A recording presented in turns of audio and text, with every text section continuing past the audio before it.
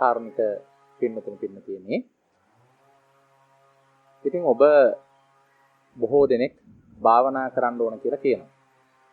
භාවනා කරන්න අවශ්‍ය කමටහන් ලබා ගන්න කියලා අපිව හම්බ වෙන්න තෙනවා. භාවනා ගැන පොතපත කියවනවා. භාවනා ගැන ධර්මදේශනා අහනවා. ඉතින් ඇයි මේ භාවනා කරන්නේ? මොකටද අපි භාවනා කරන්නේ? ඒකේ අරමුණ මොකක්ද? දැන් මම ඔබෙන් ඇහුවොත් ඇයි අපි කෑම කන්නේ කියලා ඔබ කියයි බඩගින්න නිවා ගන්න කියලා. ඇයි අපි ඇඳුම් අඳින්නේ කියලා කිව්වොත් ඔබ කියයි අපේ විලි වසා ගැනීමට තැනකට පිළිවෙලකට යන්න ඕන නිසා කියලා. ඇයි අපි සල්ලි හම්බ කරන්න කියලා ඇහුවොත් ඔබ කියයි ජීවිතේ සැපසේ ගත කරන්න කියලා. ඉතින් මම අහනවා ඇයි අපි භාවනා කළ යුත්තේ? භාවනා නොකර ජීවත් වෙන්නත් පුළුවන්. දැන් අපේ අත්තා මිය ගියා, අපේ අප්පච්චි මිය ගියා, අපේ මාමලා නැන්දලා මිය ගිහින් තියෙනවා. ඉතින් මම දැනුවත් ඒ අය කවුරුත් භාවනා කළේ නැහැ. නමුත් ඒ අය සාමාන්‍ය විදිහට ජීවිතයක් ගත කරලා මිය පරලොව ගියා. ඉතින් එහෙම මිය යන්න පුළුවන්කම තියද්දිත් ඇයි මේ භාවනා කරනවා කියලා දෙයක් අපි කරන්නේ? එතෙන්දී පින්නතුනේ අපි තේරුම් ගත යුතු ඉතාම වැදගත් දෙයක් තියෙනවා. අපි ජීවිතයක් ගත කරගෙන යනකොට අපේ ජීවිතයේ ඊළඟ මොහොත මොන වගේ එකක් වෙයිද? මොන වගේ දෙයකට අපට මුහුණ දෙන්න වෙයිද?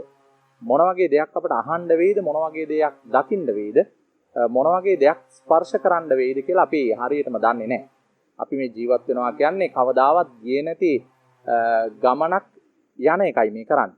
ඊළඟට හමු වෙන මග සලකුණු මොනවද කියලා අපි හරියටම දන්නේ නැහැ. ඒ එහෙමනම් නොදන්නා ගමනක් යනකොට යම් යම් අවස්ථාවල අපේ ජීවිතයේ සතුට නැති වෙන වෙලාවල් තියෙනවා. සැනසීම නැති වෙන වෙලාවල් තියෙනවා.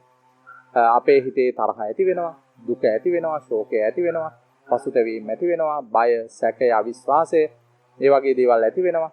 බලාපොරොත්තු කඩවීම නිසා කනස්සල්ල ඇති වෙනවා. නොසිතූ දේවල් ජීවිතවලට පැමිණීම නිසා අපේ මානසික ශක්තිය දුර්වල වෙලා යනවා, අපේ සතුට නැති වෙලා යනවා. එහෙමනම් අන්න ඒ වගේ අපේ ජීවිතයේ සතුට සැනසීම නැති කරන ස්වභාවයක්, නැති වෙන ස්වභාවයක් අපි ගාව ඇති වෙනවා. ඒ අර අපේ හිතේ හටගන්නා යම් යම් ගති නිසා. ඒ ගති අපි හඳුන්වන්නේ බුදුදහම තුළදී කෙලෙස් කියලා. කෙලෙස් කියන වචනේ තේරුම කෙලසනවා කියන එකයි. මොනවාද කෙලසන්නේ? අපේ හිත කෙලසනවා. දැන් අපේ ශරීරය දාඩිය නිසා ශරීරය අපවිත්‍ර වෙනවා. දෝවිලි නිසා, මඩ නිසා, කුණු නිසා අපේ ශරීරය අපවිත්‍ර වෙනවා. අන්න ඒ වගේ අපේ හිතේ ඇති වෙන අර තරහ, මනාප, දුක, ශෝක වගේ ගති නිසා අපේ හිත අපවිත්‍ර වෙනවා. හිත අපිරිසිදු වෙනවා. ඉතින් එහෙනම් පින්නතුනේ ඒ විදිහට හිත අපවිත්‍ර වෙන ගති වගයක් අපි ළඟ තියෙනවා. බුදුදහමේදී ඒවා කියන්නේ මේ අතීතයේ ඉඳලා අපි ගාව තියෙන පුරුදු වගයක් කියලා. සාංශාරික පුරුදු වගයක්. ඉතින් ඔය පුරුදු ටික ළඟ තියාගෙන ඔය පුරුදු ක්‍රියාත්මක වෙනකම අපි ගාව තියද්දී අපි මොනතරම් සැප සම්පත් හොයාගෙන ඒවා පසුපස හඹා ගියත් අපේ ජීවිතයේ ඊළඟ මොහොතකදී දුකට ශෝකයට පත්වීමේ අවදානම අපි ගාව තියෙනවා.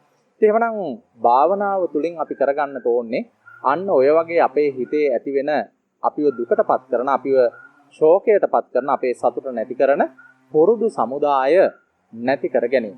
ඔය කෙලෙස් වලට තවත් නමක් බුදුදහමේදී දෙනවා චෛතසික රෝග කියලා. රෝගයක් කියලා කියන්නේ ලෙඩක් කියන එකනේ. දැන් ඇඟේ හැදෙන රෝග තියෙනවා.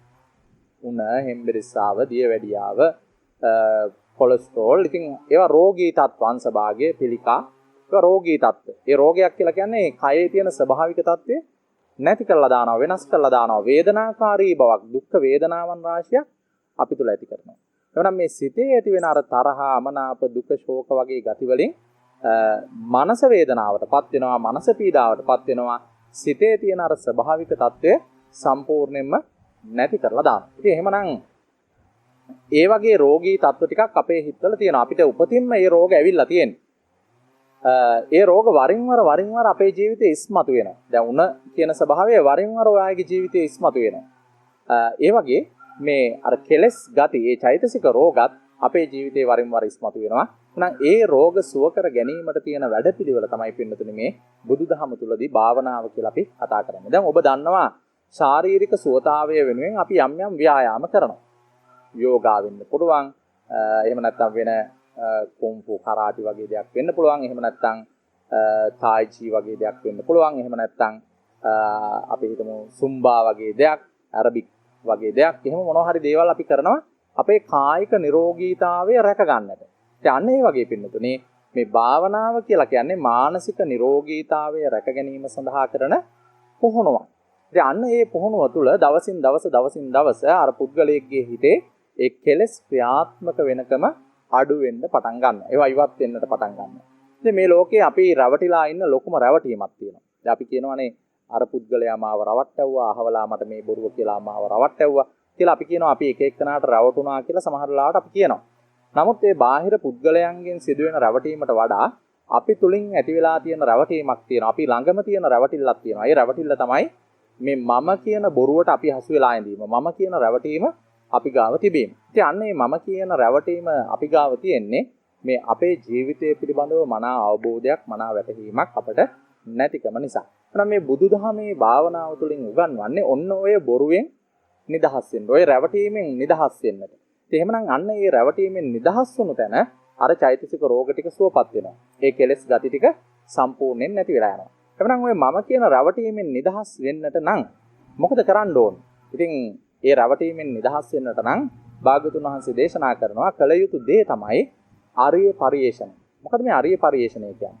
දැන් සාමාන්‍ය ලෝකයේ හැමෝම පුරුදු වෙලා තියෙන්නේ බාහිර දේවල් පරිේෂණය කරන්න. බාහිර දේවල් හොයන්න. බාහිර දේවල් ගැන දත්ත නිරීක්ෂණ එකතු කරන්න.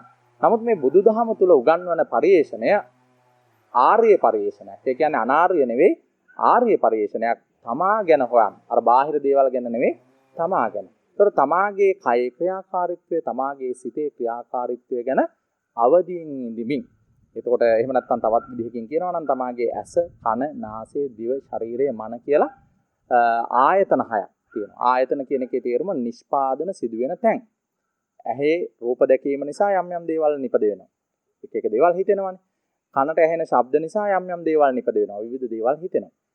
නාසයට, දිවට, ශරීරයට දැනෙන දේවල් නිසා විවිධ දේවල් හිතෙනවා. ඒවා අපි කියනවා නිෂ්පාදන කියලා බුදුදහම තුළදී. හිතට එන යම් යම් සිතුවිලි නිසා තව තවත් සිතුවිලි ධාරාවන් අපි තුල හට ගන්නවා. ඒ සියල්ල නිෂ්පාදන. ඒතර අන්න ඒ නිෂ්පාදන ක්‍රියාවලිය දිහා අවදියෙන් ඉන්න කියලා කියනවා. ඉතින් අන්න ඒ සඳහා කරන පුහුණුව අපි හඳුන්වනවා බුදුදහමේදී සතිපට්ඨානය. සිහිය පිහිටවා ගන්නවා තමා වෙතට. ඒකට තමා වෙතට අවධානය පවත්වා ගනිමින් තමා ගැන නිරීක්ෂණය කිරීමේ හැකියාව දියුණු කර ගන්නවා. ඒ දියුණු වීම තුළ මේ ජීවිතයේ ඇත්ත ස්වභාවය, මේ ජීවිතයේ ක්‍රියාකාරීත්වය, මේ ඇසේ, කනේ, නාසයේ, දිවේ, ශරීරයේ, මන කියන ආයතනයන්ගේ ක්‍රියාකාරීත්වය කොහොමද සිදුවෙන්නේ? ඒක මේ සබහා දහමේ ක්‍රියාවක්. යම් යම් හේතු එකතු වීම නිසා යමක් හටගන්න. අන්න ඒ හේතුඵල ක්‍රියාවලිය තේරෙන්න පටන් ගන්නවා. එතකොට අපි ඒකට කියනවා විපස්සනාව, විදර්ශනාව කියලා.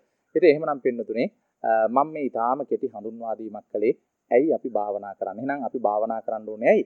අර අපිවම දුකටපත් වෙන gati ටිකක් අපි ගාව තියෙන නිසා, අපේ හිතේ වරින් වර ඉස්මතු වෙන නිසා ඒ gati ටික සම්පූර්ණයෙන් නැති කරගන්න.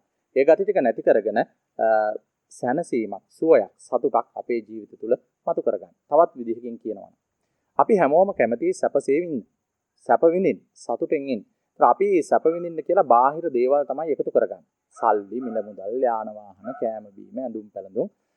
ඕවා ලං කරගෙන තමයි අපි සැප ලබන්න පුරුදු වෙලා තියෙන්නේ. ඒ සැප බුදුදහමේදී හඳුන්වනවා කාම සැප කියලා. හැබැයි ඒ සැප ඉක්මනට නැති වෙලා යනවානේ. නමුත් භාග්‍යතුන් වහන්සේ දේශනා කරනවා ඒ සැපයන්ට වඩා උසස් සැපයක්. ඒ තමයි අර ආධ්‍යාත්මික සැප. තමා තුලින් තමාගේ සිත අභ්‍යන්තරයෙන් මතු කරගන්නා සැප. එවනම් මේ භාවනා මාර්ගයේ යන කෙනා, මේ ආර්ය පරිේශණය තුල නියැලෙන කෙනා අර කාම සැප වලට වඩා බොහොම ප්‍රබල, ස්ථිරසාර, වෙනස් නොවන සුළු සැපදායක තත්වයන් තමා තුලින් අත්විඳිනවා. නිබ්බාණං පරමං සුඛං. නිවන පරම සැපය කියලා කියන්නේ. ඒක මේ ලෝකයේ තියෙන සැප අතර උසස්ම සැපය. එවනම් ඒ දක්වා යන ගමනේදී ධාන මාර්ගඵල ආදී වශයෙන් තවත් සැපදායක තැන් රාශියක් අපි පසු කරගෙන යනවා. ඒ එහෙමනම් අන්න ඒ ආධ්‍යාත්මික සැපයන්, අර නිරාමිස සැපයන් අපි තුලින් මතු කරගෙන සුවදායක ජීවිතයක්, සැනසුණු ජීවිතයක්, ජීවිතයේ ඕනෑම දෙයකට සාර්ථකව මුහුණ දෙන්න පුළුවන් මනසක් ගොඩනගා ගන්නට තමයි මේ බෞද්ධ භාවනා ක්‍රමය තියෙන්නේ. එහෙමනම් ඔබ හැම දිනාටමත් එය හඳුනාගෙන, එය වටහාගෙන ඒ මාර්ගයේ යන්නට ශක්තිය ලැබෙයි කියලා හිතනවා. ඉතින් මම මේ පුංචි හඳුන්වා දීමක් කළේ. ඉතින් අපිත් එක්ක සිදු කරන වැඩසටහන් වලට සම්බන්ධ වෙලා ඒ පුහුණුවට අදාළ අවවාද අනුශාසනා හරියට ලබාගෙන උත්සාහයෙන්, කැමැත්තෙන්, වීරියෙන් මේ පුහුණුව යම් කාලයක් සිද්ධ කළොත් ඔබටත් මේ ජීවිතේම මේ පුහුණුව තුළ තියෙන ප්‍රතිඵල මොනවද කියලා ඔබ තුලින්ම අත්විඳින්නට පුළුවන්. හොඳයි එහෙමනම් හැම දිනාටම තෙරුවන් සරණයි.